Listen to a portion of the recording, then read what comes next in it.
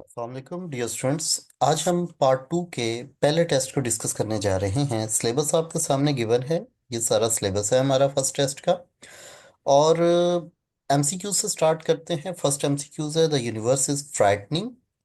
We find universe frightening. Frightening means horrible, prevailed, dominated, rattled, clattered, blind in one eye, beauty needs no ornament. The beauty नहीं होता। Beauty चूंकि abstract noun है तो हमें पता है कि एब्स्ट्रैक्ट नाउन के साथ हम आर्टिकल नहीं लगाते। Beauty needs no ornament. One must realise what he is. One के साथ हमेशा प्रोनाउन भी हम वन ही लगाते हैं, एज अ प्रोनाउन वन को ही यूज करते हैं। One must realise what one is. उसके बाद यहाँ पे एक और कंफ्यूजन है, रियलाइजेस भी नहीं होगा। रियलाइजेस इस वजह से नहीं होगा कि मस्ट एक मॉडल वर्ब है। Modal verb is always followed by base form, यानी फर्स्ट फॉर्म आएगी मॉडल वर्ब के बाद, लिहाजा यहाँ पे रियलाइजेस भी नहीं होगा। अब आ जाए क्वेश्चन आंसर्स की तरफ। क्वेश्चन आंसर्स में 3 to 5 लाइन्स की हमारी रिक्वायरमेंट है। एक बात का हमने क्वेश्चन आंसर्स में ख्याल रखना होता है, और वो बात क्या है, वो ये है कि अगर क्वेश्चन हमारा पास्ट में है तो आंसर भी पास्ट में होगा, और क्वेश्चन अगर प्रेजेंट में है तो आंसर भी प्रेजेंट में होगा। अब आपका फर्स्ट क्वेश्चन जो है, what are temperature belts.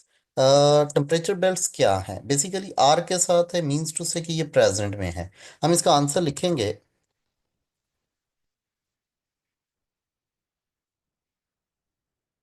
Temperature belts are the narrow zones. अब इसको हम आर के साथ यानी प्रेजेंट के साथ ही इसको हम कंटिन्यू करेंगे। उसकी रीजन क्या है? उसकी रीजन ये है कि चूंकि हमारा क्वेश्चन प्रेजेंट में है, आगे सारी हमारी स्टेटमेंट आ जाएगी क्वेश्चन की। सेकंड क्वेश्चन को देखें जरा, how did earth come into existence. Did के साथ है, मींस टू से कि पास्ट में है।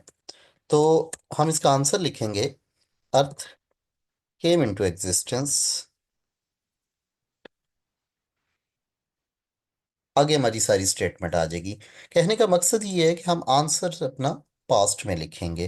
क्यों? क्योंकि क्वेश्चन पास्ट में है। सेम इसी तरह बाकी क्वेश्चंस को भी हम डील करेंगे। जो जो क्वेश्चन पास्ट में होगा, जैसे ये ग्रीन से हाईलाइटेड सारे क्वेश्चन पास्ट के हैं, तो आंसर भी हम इनका सेकंड फॉर्म के साथ पास्ट में लिखेंगे। ये वो कॉमन मिस्टेक है जो बच्चे अक्सर करते हैं। एक बात याद रख लें, बोर्ड के पेपर में आपने 40 मार्क्स के शॉर्ट क्वेश्चन आंसर अटेम्प्ट करने हैं, और फर्स्ट लाइन जब आप आंसर की लिखते हैं और क्वेश्चन पास्ट में होता है और आंसर बच्चा प्रेजेंट में कर रहा होता है, उसका फर्स्ट लाइन से ही, जिस तरह अर्थ केम इनटू एग्जिस्टेंस की जगह अगर किसी बच्चे ने अर्थ कम इनटू एग्जिस्टेंस लिख दिया, तो कम इनटू एग्जिस्टेंस की वजह से उसका एक नंबर यहीं पे कट जाएगा। इसकी वजह से उसका एक नंबर यहीं पे कट जाएगा, और इस एक नंबर के कटने से अगर इसी पैटर्न पे इसके नंबर कटते रहे तो 20 शॉर्ट क्वेश्चंस में 20 मार्क्स कट सकते हैं। तो जहां आपके 40 आउट ऑफ 40 आ सकते थे, वहां आपने 40 में से 20 मार्क्स यानी 50% मार्क्स आपके सिर्फ इस एक मिस्टेक की वजह से, सेम मिस्टेक जो आपने हर क्वेश्चन में की उसकी वजह से आपके फिर 20 मार्क्स कट गए। लिहाजा इस बात का आपने खास ख्याल रखना है कि क्वेश्चन अगर पास्ट में है तो आंसर सेकंड फॉर्म के साथ या पास्ट में करेंगे, और क्वेश्चन अगर प्रेजेंट में है जैसे कि ये हमारा, तो आंसर भी उसका हम प्रेजेंट में करेंगे। बस इस बात का ख्याल रखिएगा। उसके बाद चलते हैं, यूज द फॉलोइंग ईडियम या phrases into the sentence of your on.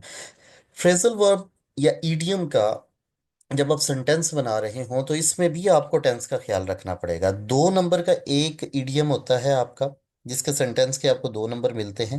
लेकिन ये 2 नंबर कब मिलेंगे? जब आपने टेंस के अकॉर्डिंगली ग्रामेटिकली कोई गलती ना की हो। मिसाल के तौर पर ब्रिंग टू लाइट था, तो ये सेंटेंस दो तरह से हो सकता है, the teacher brought to light the mistake in my homework, या the teacher brings to light the mistake in my homework. Brought to light करेंगे तो ये ब्रिंग की सेकंड फॉर्म है, यानी पास्ट इंडेफिनिट हो जाएगा। और अगर हम इसको ब्रिंग्स टू लाइट करते हैं, सपोज ब्रिंग्स टू लाइट का मतलब ये है, इसको हम प्रेजेंट इंडेफिनिट में करेंगे, या तो इसको पास्ट में करें या प्रेजेंट में करें। ग्रामेटिकली करेक्ट सेंटेंस लिखेंगे, फिर आपको 2 आउट ऑफ 2 मिलेंगे, अदरवाइज आपका एक नंबर इसमें भी कट सकता है। लिहाजा इस पेपर को सॉल्व करते वक्त, स्पेशली क्वेश्चन आंसर्स और इडियम्स को, और हाँ ऐसे को लिखते वक्त खास ख्याल रखना है आपने टेंस का। स्पेशली सबसे ज़्यादा यूजेज पास्ट इंडेफिनिट और प्रेजेंट इंडेफिनिट का है।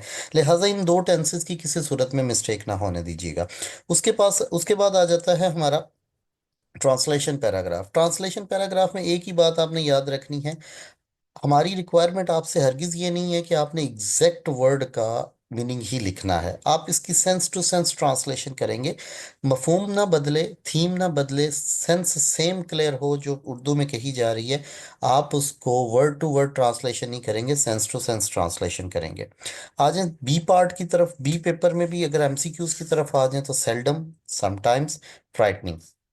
अब देखें, the we find universe is frightening, यही सेम वर्ड हमें, यही सेम एमसीक्यूज हमें ए पेपर में आया है, जबकि वहां पे हमारे पास इसका हॉरिबल था आंसर। अब ये हॉरिबल हमें यहाँ पे नहीं मिल रहा, यहाँ पे हम हॉरिबल की जगह टेरिफाइंग कर रहे हैं। ऐसा भी हो सकता है, एमसीक्यूज पूछा जा सकता है लेकिन उसका सिनोनिम चेंज भी हो सकता है। हॉरिबल, टेरिफाइंग, फ्राइटनिंग सारे एक दूसरे के सिनोनिम है। नेक्स्ट एमसीक्यूज, ये उसका answer, rampant, stone wall, the cattle are grazing in the field, the cattles are, cattles नहीं होता, कैटल होता है, कलेक्टिव नाउन है। His father deals in sugar, his father deals in sugar.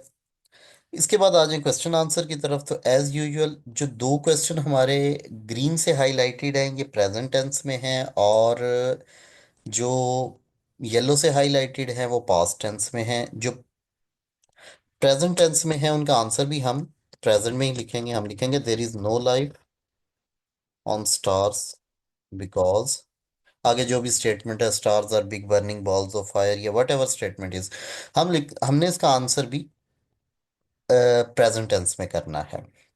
और जो पास्ट में होगा सेकंड फॉर्म के साथ करेंगे। ट्रांसलेशन पैराग्राफ और ईडियम्स की डिस्कशन हम पहले ही एक पेपर में, ए पेपर में कर चुके हैं। लिहाजा बेटा ये वो बेसिक मिस्टेक्स हैं जो आपने करनी हैं, जिनकी वजह से आपके बड़े मेजर मार्क्स कट सकते हैं।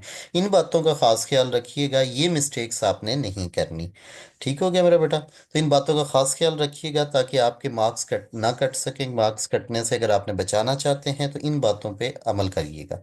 जज़ाकल्लाह।